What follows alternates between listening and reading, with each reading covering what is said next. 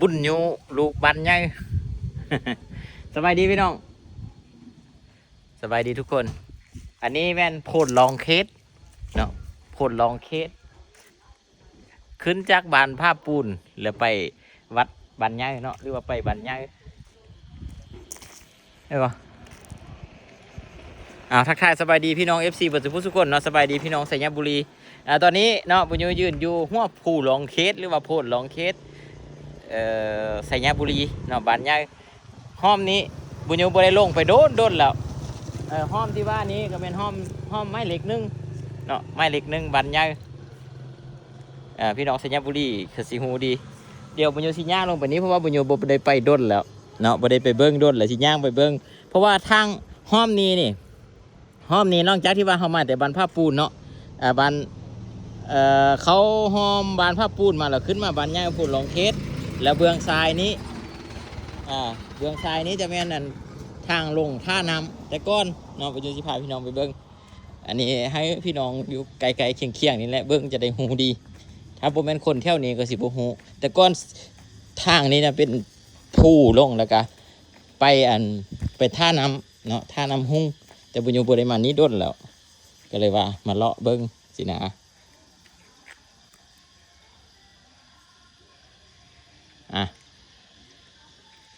เด้แต่ก่อนเฮือนเขาแม่เท้าเนาะเฮือนเขาอีแม่ย่านะเฮือนย่านะเฮือนแม่เขาไปอยู่ในแต่ก่อนทางเขาทางพี่จะมีต้นนมย่าอยู่นี้ต้นนมย่าอยู่นี้แหละแต่ว่าหลังจากนั้นเขาจะมีการยับเขาเอิ้นว่ายับดินให้กันเนาะให้มันเป็นทางเข้าง่ายเนาะผู้ใดก็มีทางนะสินะ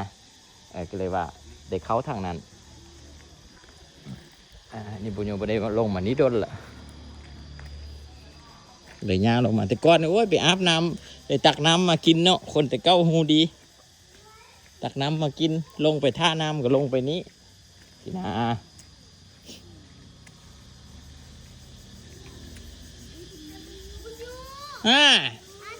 สบายดีโอ้FC บุญโยหมดเลยนี่เห็นบ่ฮะมาเลาะลิ้นนี่มาเบิ้งทางลงนี่ดิทางลองเคสนี่ดิพากันเห็นย่างเด็กน้อยไล่เถอะฮะย่างบ่ได้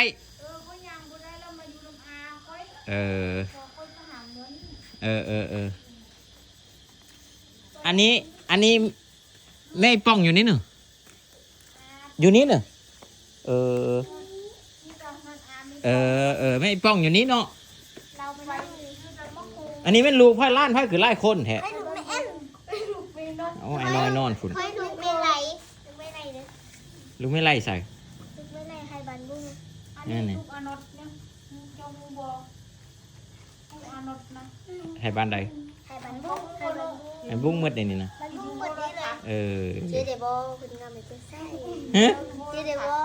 ว่าจะได้นะคนงามยังว่ายังก่อนกินนะ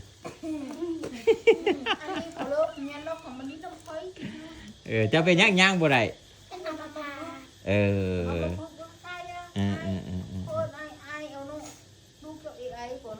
แม่นเบิ่งตลอดเห็นตลอดเป็นด้นแล้วนี่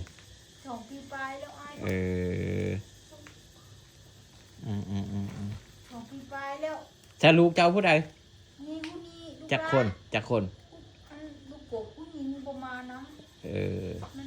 แต่ก้อนตะกี้เจ้าอยู่ใส่อยู่บ้านบ้านชั้นมองบนเต็นโอ้ง่ายมาอยู่ยี่จะมาเป็นอยู่ยี่ค่อยมาย่างลิ้นเบิ้งในห้อมนี่เนี่ยบ่ได้ย่างมาดนแล้วตะกี้ห้อมนี่เคยมาอาบน้ำอาบย่างอยู่นี่ดิก็มาเคยแล้วค่อยจะว่าย่างบ่ได้ก็บ่มีเกินได้ใส่เพิ่นเด้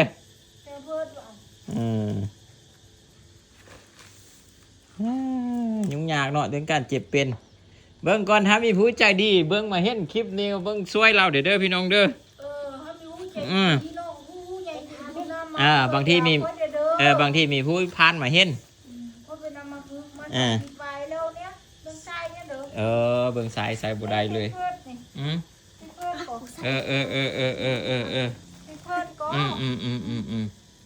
จะเพิ่น อ่ะปกไว้ซะเฮ็ดแล้วยายเขา เออเขาไปลมอาค่อยเอาค่อยไปหับมาอยู่น้ำขอก็ไปหาเงินมาเด อันนั้นลูกล้านอัน ปวิน ปาวิน ลูกอีป๋อง ๆ มันหลับแล้วเราไปซื้อตำมะฮุงหรอ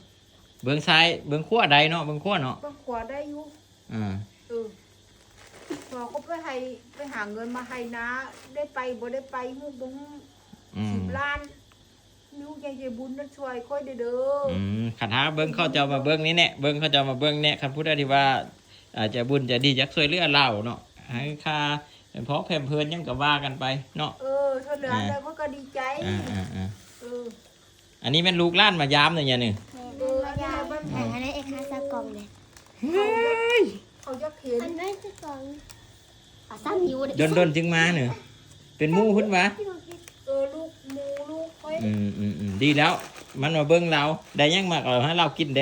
อันนี้ค่อยยางบ่ได้ลูกเอาค่อยมาอยู่น้ำลูกค่อยนะลูกค่อย2 คนเข้าเรียนจบม.ทีแล้วลูกสาวเนาะก็เป็นมาแต่2593 เดือน 11 วันที่21โอเคเอาจัดแหละวันนั้นเบิ้งแล้วเป็นเนาะผู้ใดที่เขามาเบิ้งนี้เป็นพี่เป็นน้องเบิ้งกันว่าจักอันน่ะจักช่วยเล่าก็ช่วยคือเป็นอยู่ย่างมานี้ก็บ่เป็นจุดประสงค์เพื่อจะมาหาเล่าดอกเนาะก็ดีแล้วที่ว่ามีโอกาสมาเฮ็ดเดี๋ยวบอกพี่บอกน้อง เจ้าที่ฮู้เขาเป็นหยัง บ่ฮู้โอ้ เป็นเจ้าม้า แม่นค่อยมาเนาะคือค่อยเว้าเนี่ยค่อยบ่ได้ย่างมานี้โดนแล้วค่อยเลยย่างมาเบิ่งค่อยคิดว่าตะกี้คือเฮือนอนุพันธ์นี่เป็นคุ้มเด้เนาะอนุพันธ์เนาะค่อยเกิดอยู่บ้านใหญ่นี่แน่ในเฮือนแม่เฒ่าเขาอยู่ถึงนี่เด้ เมื่อวานเอาไปหาเข้ามาลุงบ้านถมสวรรค์เมื่อวานนี้ น้อยอนุพันธ์ตะกี้เป็นคุ้มเลยเนาะนี้เนาะเป็นห้อมเด้เนาะเบิ่งก็สุดกับเฮือนเจ้านี้ก่อนอันนี้เฮือนอีเพียน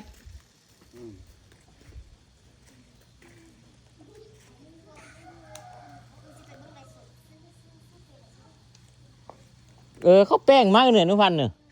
คล้องนะวะแป้งคล้องบุ้งนะเออ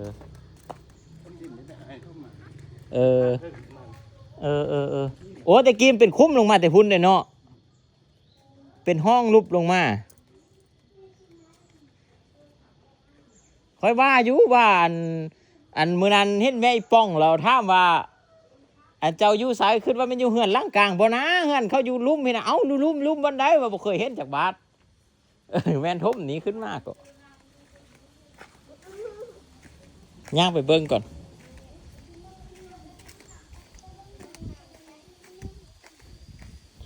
แต่ก้อนมันรูปเมิดอยู่แถวนี้นะ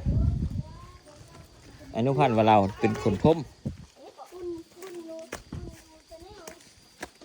แต่ก้อนนำอยู่นี้ก็บ่เคยครับมันจะไล่อยู่ตลอด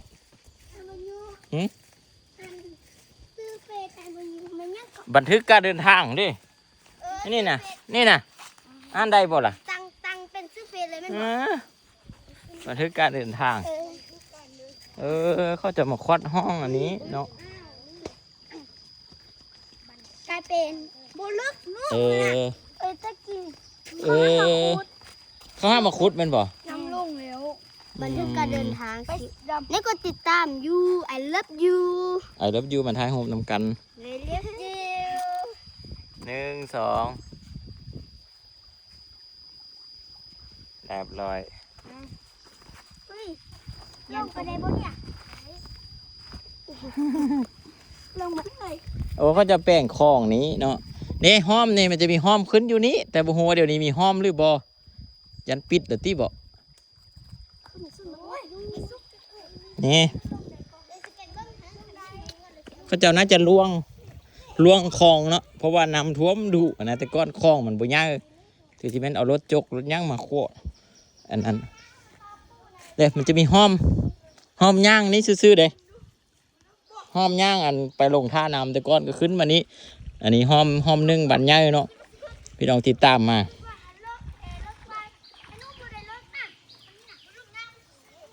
เห็นบ่นี่เขาจะเอาล่วงคลอง อันนี้มัน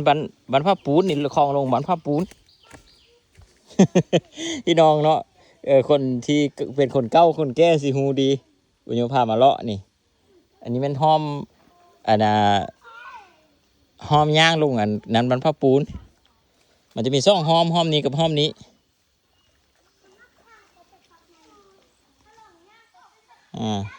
คือพี่น้องหลายคนเป็นผู้เฒ่าผู้แก่เนาะหรือว่าเป็นผู้ใหญ่นะรุ่นคือพี่น้องอยู่อันผ้าปูนนี่ไอ้บุญมีบ่สิคือรุ่นอันแม่รุ่นอันอีกอย่างนะ หูดีโอแต่ว่ามันบ่คือเก้าแล้วอันนี้แต่กี้โอ้ยเป็นรองอันนี้เป็นรองเคสนะตัวรองเคสเนาะนี่มันนำรองเคสลืมเบิ้งนี่รองเคสตัวรองเคสเลยอันนี้รองเคสมาแต่พูนมาแต่นาลามาแต่อันนั้นน้ำมันไหลมาเป็นสีเนาะบัดนี้น้ำมันก็สิไหลดีกว่าเก้าเฮ้บัดนี้อันนี้คันสิว่าน้ำนี่เป็นน้ำห้วยคอกโอ้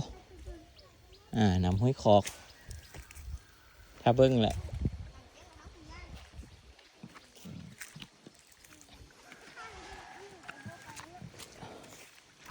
ตะกี้มีคลองย่างไปนี้ส่วนนี้เป็นส่วนเข้าไม่ย่ายพัดส่วนปลาลอย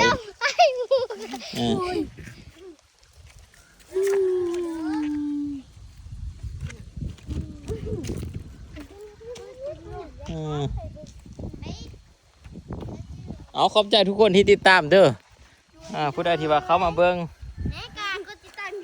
กดติดตามอยู่เอาซาลีมาปลูกเนาะนี่เนาะนะมันคนค้ำ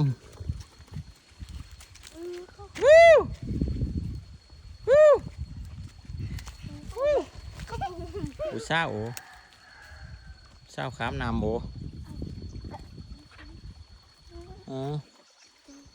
บ่เอาขอบใจทุกคนที่ติดตามเนาะประโยชน์ข้ออยากจบคลิปเพียงเท่านี้แหละผู้ใดที่ว่ามีจิตใจอยากช่วยเหลือแบ่งปันปลาผู้นั้นก็ช่วยเหลือเราใดเนาะติดต่อผ่านบุญยูก็ได้บางทีมีผู้ใจดีเนาะบุญยูบอกไว้เด้อเอาขอบใจเอาบุญเอากุศลนำกันเอามาฝึกเอามาพาดผู้ใดก็บ่อยากเป็นดอกป้าฝากนั้นเขาเฮ็ดอันหมดแล้วฝุ่นแป้นเติร์ดเบิดส่วนไผ่ว่ะเอาลงเฟซเด้องามเอางามว่าถูกนี่เป็ดเนาะจากนั้นก็เป็นเศร้าเราเจ้านี่เบิ่งไว้แต่เป็นเศร้ามาเด้อจื้อไว้เด้อปอยังเดี๋ยวนี้นะปอซี่ของเฮียนบันบุ้งจากนั้นก็เป็นเศร้าแล้วเสื้อสีเหลืองหันปอซ่องคือใครในปอ5 ปีนี้ในปอ4 ปีนี้